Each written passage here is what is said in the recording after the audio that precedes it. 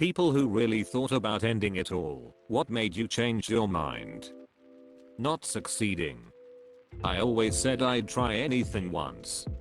Honestly though, I'm just lucky to come out on this side without lifelong repercussions, but the thought of having to live with permanent disability from a failed attempt scares me too much. My little sister, when she saw me sitting on my roof, she cried and hugged me. Seeing her like that really changed something in me. I had a childhood buddy from age 4 to 14. He committed suicide as a teenager and no one involved has stopped hurting from it up to this point, almost a decade later, and we'll probably all hurt about it forever. Plus, I always keep in mind that no matter how bad I feel, or how bad I want to end it all, it doesn't have to be today. I tell myself that as many days as I need to, which, sometimes, is every day. Spite. Pure spite. I was moments before taking the leap, and all the memories of people who have wronged me, or people who told me I should kill myself, crossed my mind, and from that moment on I dedicated my life to living purely out of spite, so they don't get the satisfaction of me being gone. My son. He was 6 at the time. He came in and asked for a snack. The thought of him never getting to ask for fruit snacks from me again, and me not being able to see him grow up, snapped that thought out of my head real fast. Seeing my mom cry when she found out I was going to try and overdose. She helped me get into a mental hospital, where I got a lot better. I was so depressed that I couldn't get my shit together enough to actually make and follow through on a plan. I only wanted 2 specific things from my plan: make it look like it wasn't suicide, so my kids wouldn't be traumatized by that, and make it a sure thing that I died and wasn't just horribly injured and worse off than before the act. But when you're that depressed, it's really hard to make and execute plans, so I didn't actually make it happen. I'm in a much better place now, so I don't have the same kind of suicidal ideation and intrusive thoughts and strong desire to stop living. I'm glad I couldn't get my shit together back then. My dog, and all the food I would miss out on. Those answers are not related to each other. It's not worth it. Plus, I've been fighting for so long. I wanna see how this would turn out for me. I wanna see me win against what I'm going through. My mother has already lost her brother to it, and she just lost her dad. I can't add to that pain. The thought of the poor bastard who has to clean up. Top tier procrastinator. A stranger from Reddit saved me with a bit of financial assistance and kind words. He's currently helping me find a new job. Best friend talked me down and made me promise not to. I never break a promise to her, so I'm sticking around. I wrote letters for people I loved. Told myself I wouldn't end it without finishing those letters. The only one I hadn't written yet was for my mom. Couldn't bring myself to write it, and it kept going until I found the strength, somehow, to fight it and get better. Having supportive friends helped a lot too. Nobody wins if I kill myself. My family will suffer, and I'll be dead. I just couldn't accept that my life meant nothing. So I'm still here trying to find its purpose. When I was in late middle school and early high school, I had those thoughts. I would tell myself that if I could make a pros and cons list that really made suicide seem like the preferable choice, I'd do it. Every time I made the list, I'd remember all the stuff that I like. I never could justify ending it, and after about 3 lists, I determined that I like living. Haven't needed to make a list in over a decade. I have more people to disappoint. I had music playing, and a song came on that made me think of the Northern Lights, and how I'd never gotten to see them. That led to thinking of all the different things I had always wanted to see and do, and I came to the conclusion that what I wanted wasn't to die, it was to not live the life I was living. So I decided to get as far away from my life as possible, about 4,000 miles, across an ocean. I walked the streets of London, saw a glacier in Norway, stood in front of the pyramids in Egypt, Danced under the cherry blossoms in Tokyo. I could go on, but I think you understand. Those experiences gave me something real, something to hold on to. I haven't seen the Northern Lights yet, so I think I'll just have to stick around for a while. Fear. I trembled so much that the knife just fell off my hands. Luckily that was a long time ago. I don't do pain dog, and most ways to cash out look like they fucking hurt. Plus, this world is too interesting to just up and leave. I wanna see how this shit all pans out. The fear that someone I was close to would follow my lead. Hearing my heart when it said it's worth it to give it second chance. I attempted 8 times and failed. Then my twin brother died, heart attack at 29. That shit changes you.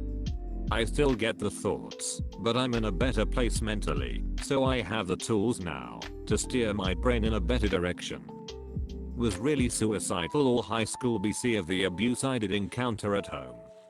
I'm the oldest, so I had the pressure to protect my siblings at all cost and would not tell anyone about the abuse BC. I was scared it would separate me from my 2 siblings. I also thought I was the reason why the family was dysfunctional, as I was the scapegoat and black sheep of the family. BC I was openly queer and my mental illnesses could not be hidden, as I had pretty severe OCD at the time. However, this pressure to protect my siblings is also what saved my life multiple times, as I didn't want to hurt them by committing suicide.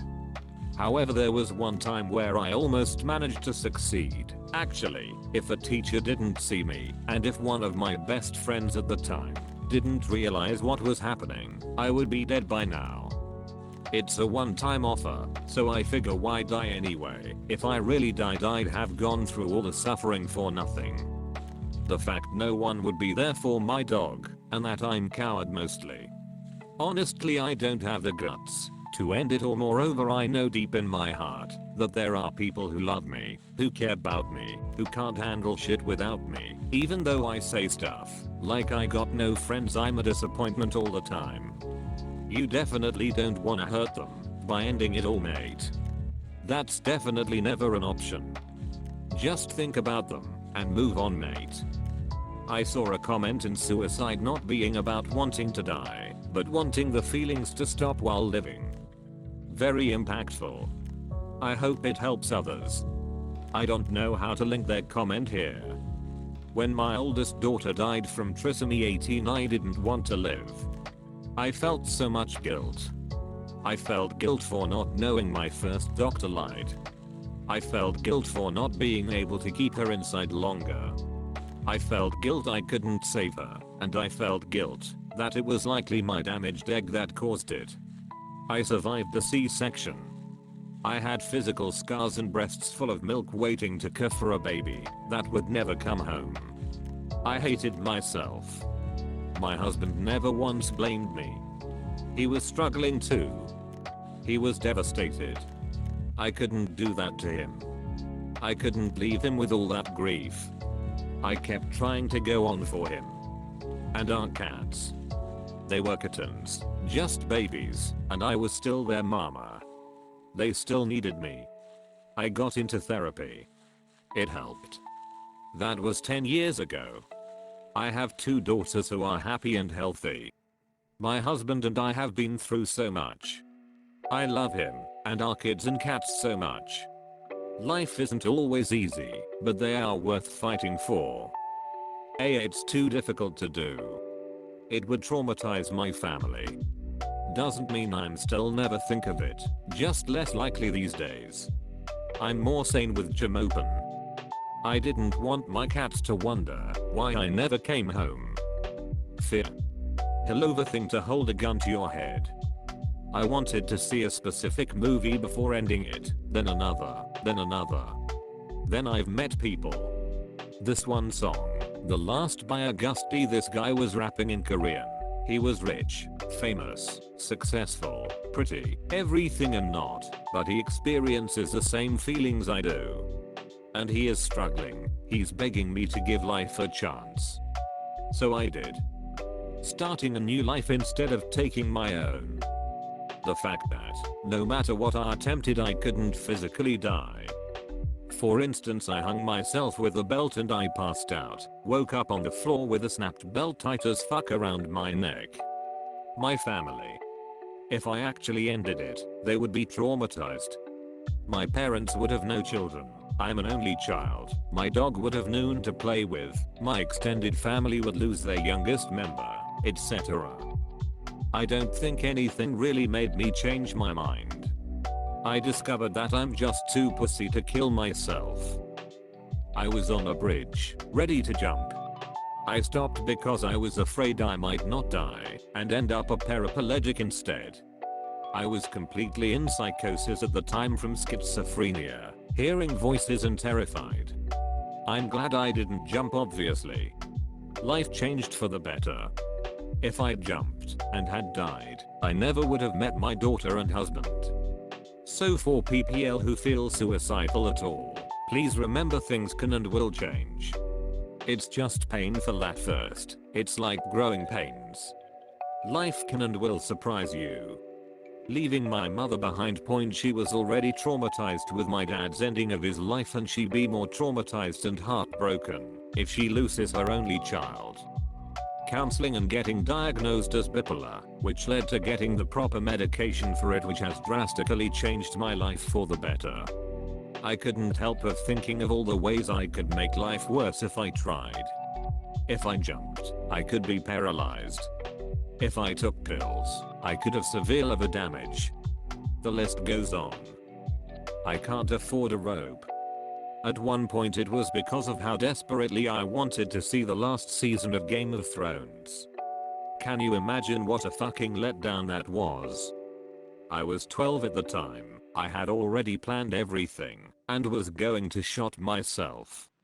When I was completely alone at the house, I went for the gun and sat down, thinking about it. In my mind at the moment, I couldn't find any reason not to do it, so I pulled the trigger.